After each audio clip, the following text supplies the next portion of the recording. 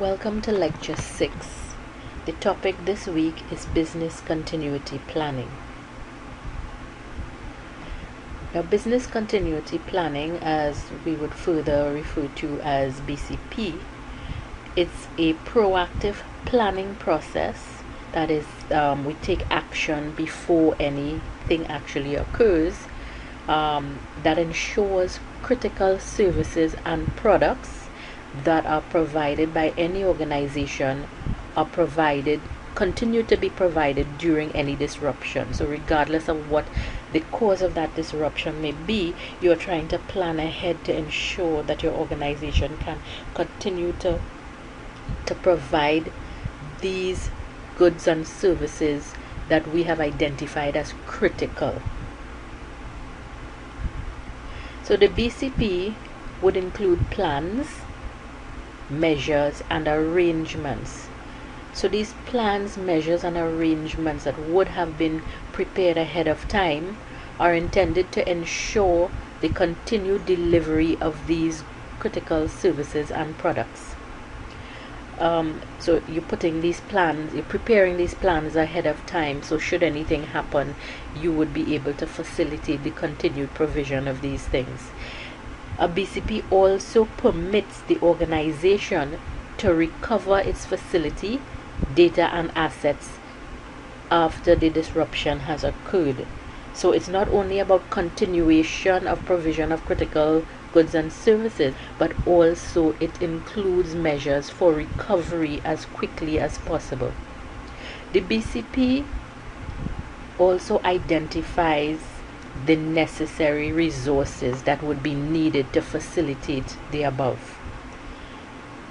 In order to support business continuity, you would have to make sure that you've identified all the critical resources that would be needed to ensure continued operations in times of disruption, such as who your critical personnel are, who are the persons that would be needed in order to ensure the operations can continue, what information would be needed, for example, critical contact information for suppliers, etc., employee contact information, equipment, certain types of equipment you can't afford to allow it to go down, such as your computer servers, etc. Financial allocation, you need to have a budget in place. You can't run a business, even in times of disruption, continue to run it without finances. Legal counsel when necessary, and also the protection of your infrastructure. Because if you have some kind of, let's say for example, you're a natural hazard, natural hazard has the potential to destroy, as we said before, damage property, harm human life, harm the environment. So these things would have to be taken into account. How would these things affect your continuation of your operations if you don't have them in place? So what is the importance of business continuity? Creating and maintaining a business continuity plan, it helps to ensure that an organization or institution has the information and those critical resources needed to deal with the emergencies. So as I mentioned, you can have all kinds of emergencies that could potentially disrupt your operation, such as natural disasters. Here in Trinidad, during rainy season, we often have flooding events. You would find at Costad, for example, a flooding event can disrupt the learning activity, which would be a critical service for us at Costad. You won't be able to go to class because you can't access the building, you can't leave your home, as the case may be. Other types of disruptions may be accidents, sabotage, power and emergency disruptions. For many organizations, if you have no power, you can't function, you can't do much of anything. Communications, transportation, safety and service failure, environmental disasters, cyber attacks and hacker activity, all of these are examples of potential disruptions that can affect any organization. So here we have a simple schematic of the phases of a business continuity plan. At stage 1, this is where you would actually formulate your plan and implement. So once you formulate it and implement, you would have to be monitoring. Monitoring would facilitate business impact analysis, because as you have your plan in place and being carried out, you would want to determine what are some of the various hazards or various risks that your business would be susceptible to disruption from. Once you've completed your business impact analysis, this will inform a strategy for developing your business continuity plan, because you can't really have a plan if you don't know what your risks are. Once the plan has been developed, once your plan has been formulated, you would want to further develop that plan.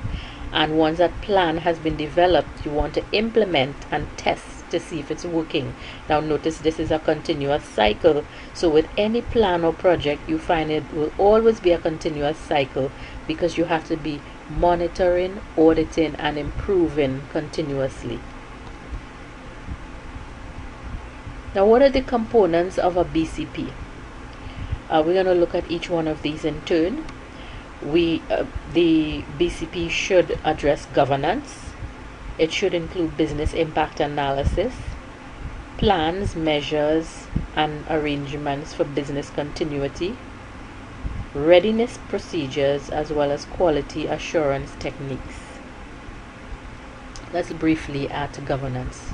So for any project or any plan, you must, especially when it comes to the organization, you must have governance. So even for the planning of the business continuity, you should have some kind of leadership in place. So often you will have committees that are formed to ensure that you have senior management commitments that would be met. This committee would want to know what the expectations of your senior management would be. The committee would also define senior management roles and responsibilities within the planning process. The committee is also responsible for oversight of the plan, initiation, planning, approval, testing, and auditing of the BCP. So remember the previous slide, we just looked at the entire cycle or process.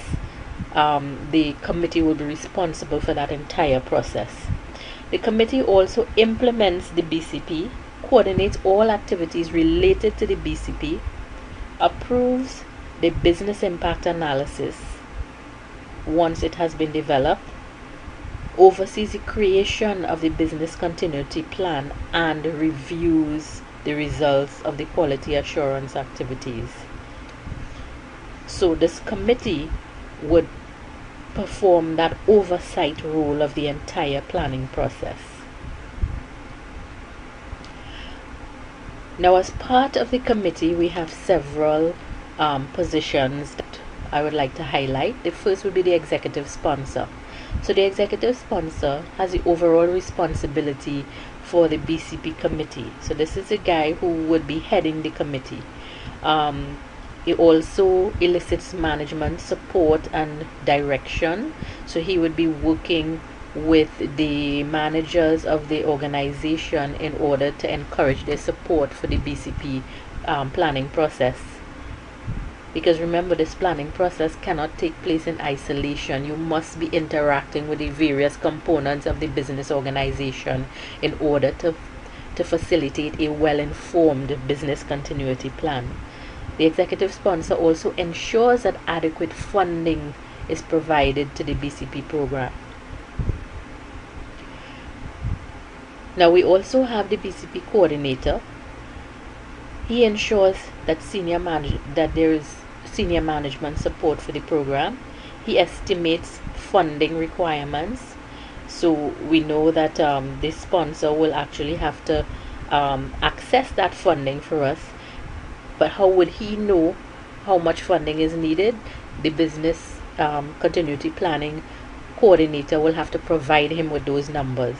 So the coordinator also develops the BCP policies, coordinates and oversees the BIA process, ensures effective input from everyone.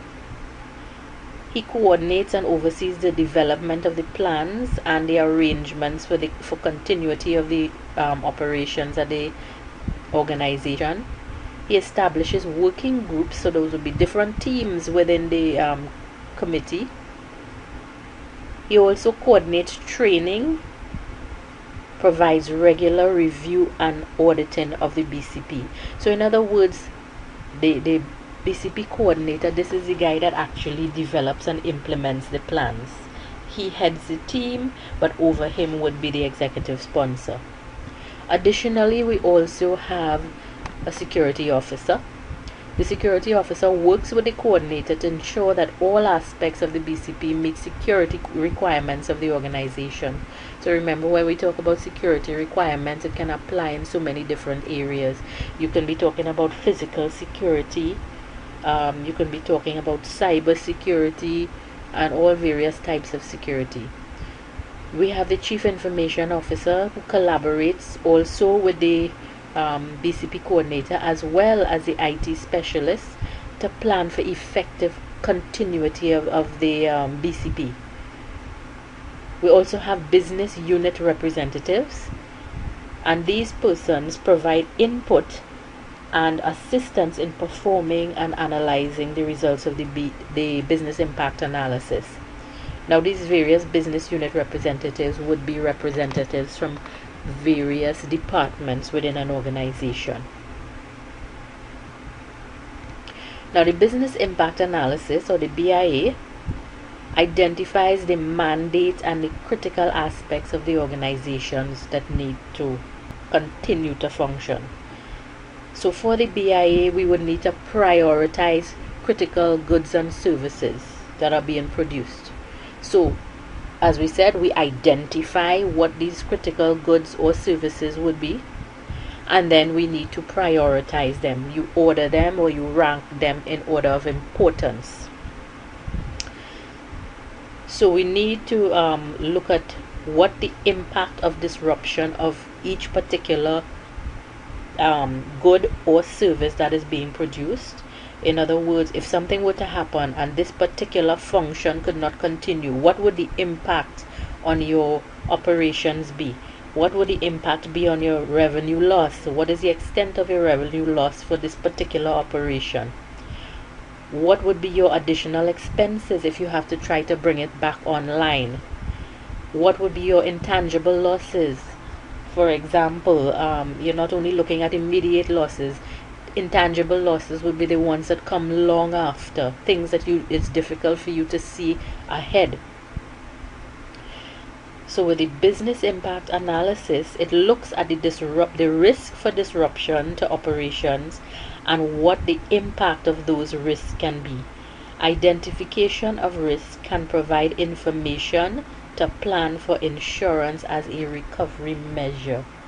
So this is even for insurance planning purposes. This is part of your business continuity plan. So the BIA can facilitate information for that. Now, when we carry out risk identification, as we would have seen in previous lectures, when we look at disaster risk, there are many things that can contribute to risk to disasters. The identification or existence of hazards. For example, you would look at hazards in terms of probability or the likelihood of it happening, and severity, how bad can it be. What is the exposure to the risk?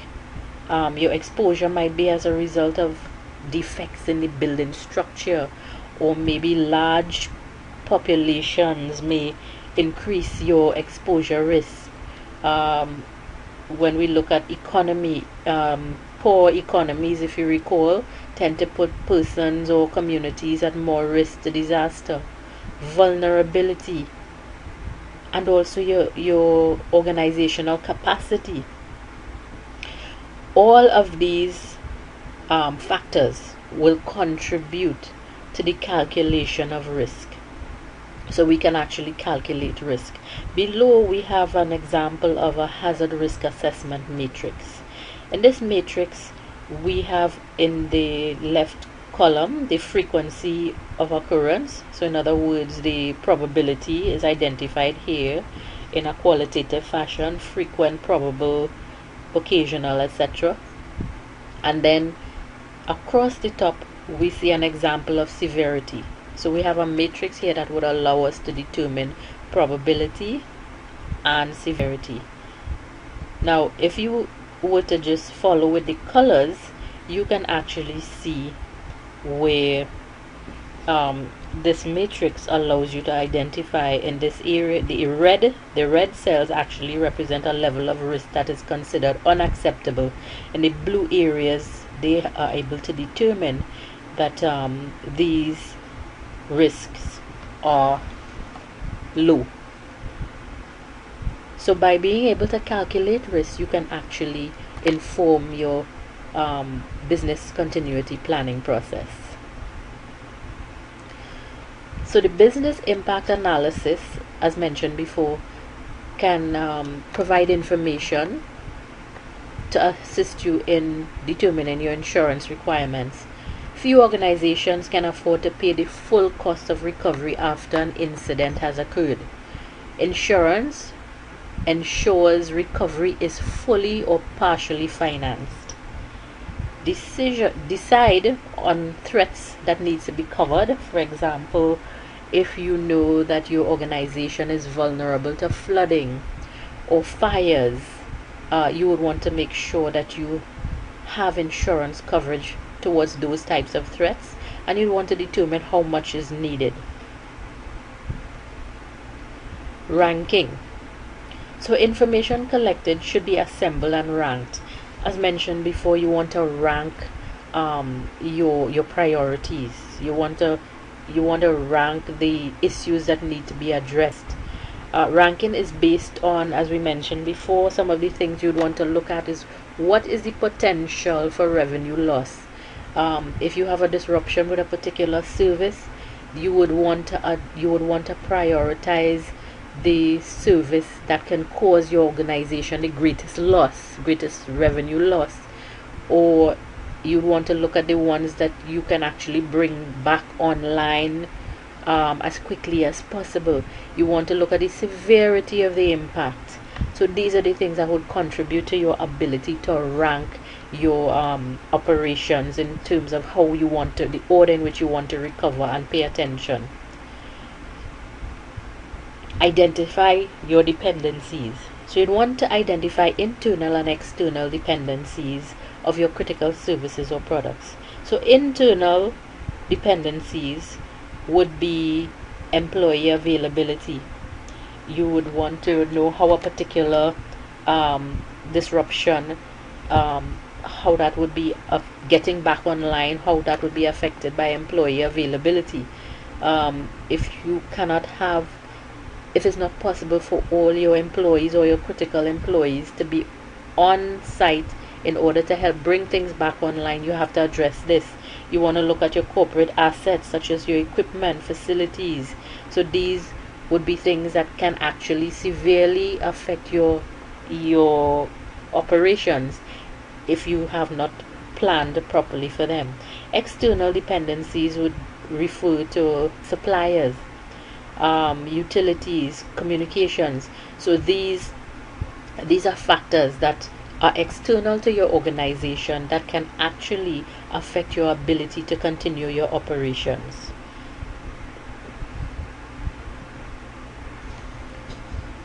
So let's look at plans, measures, and arrangements for the BCP. So preparation of detailed response or recovery plans and arrangements are part of your BCP. You need to look at mitigating threats and risks. This has to be a part of your plan. So moderating risk should be an ongoing process. For example, communications failure can be minimized or mitigated by using alternate communication systems. For example, when your local area network or your LAN, that is your wired internet, is down, do you have wireless internet available? You would want to analyze your recovery capabilities, your current recovery capabilities. Are your current recovery capable? Do you have anything in place? That's the first thing you need to look at. If you have no recovery arrangements in place, you need to put something in place. And if you do have something in place, you want to determine if it is adequate or if improvements or modifications need to be made. You want to create your continuity plans. Your continuity plans would be based on the information or the results provided in your business impact analysis. You want to ensure that your BCPs are made for increasing levels of severity. So you want to plan for the worst. For example, if you have floodwaters rising to the first floor, work can be moved to another company building or to a higher floor in the building. So you want to plan ahead for increasing levels of severity. What is your response preparation? Proper response to the crisis for the organization requires teams to lead and support recovery and response. So you need not only a recovery and response plan, but you need a team to lead it. So team members must be knowledgeable, well trained and experienced. You must also have alternate facilities available.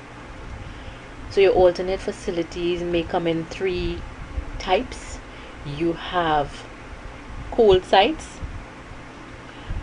These cold sites are not furnished sites and they are not usually equipped for operations. It's your least expensive option. For example, if you need internet access, they may not have these infrastructure in place. You have warm sites which may be electronically prepared, partially equipped and usually partially furnished. So it's partially prepared but not fully prepared, and of course that would be more expensive than your cold site. Your hot site, on the other hand, would tend to be fully equipped and fully furnished, and of course, as you could imagine, this is your most expensive option. So the organization would need to determine which of these they can afford. As part of your BCP, you, as mentioned before, you must have training.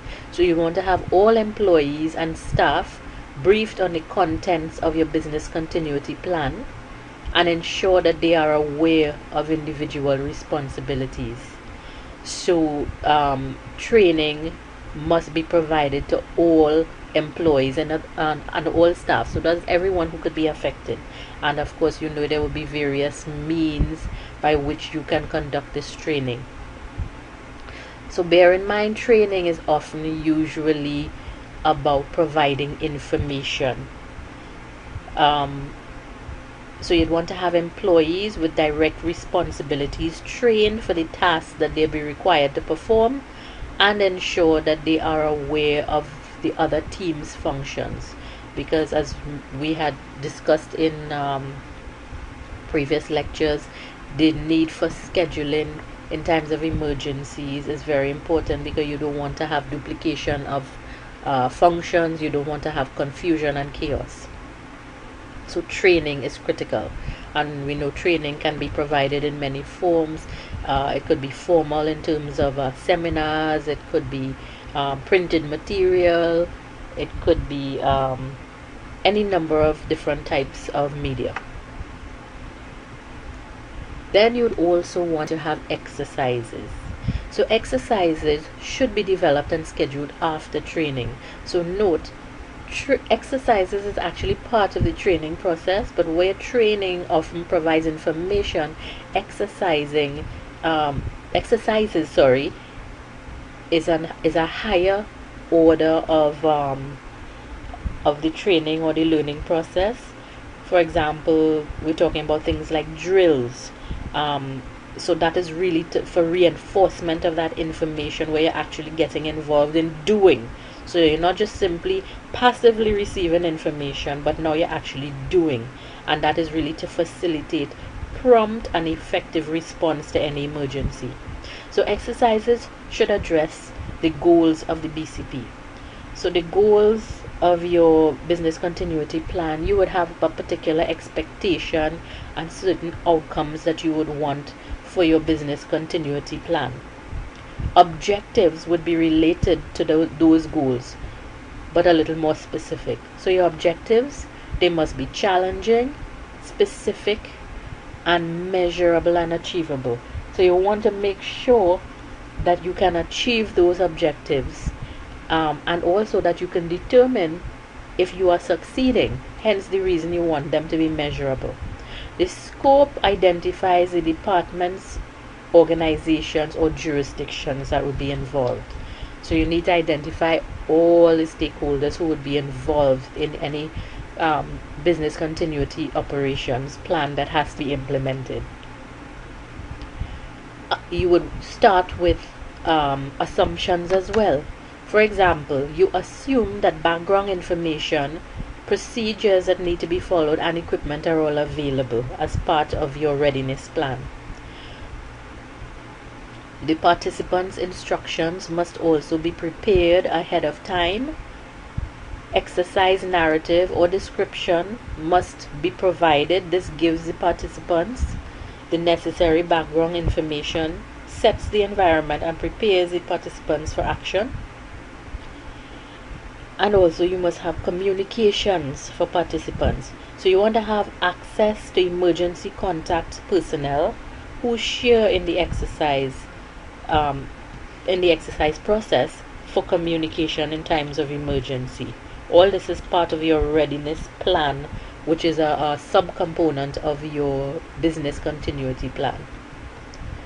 As part of your readiness procedures, you must have testing and post-exercise evaluation.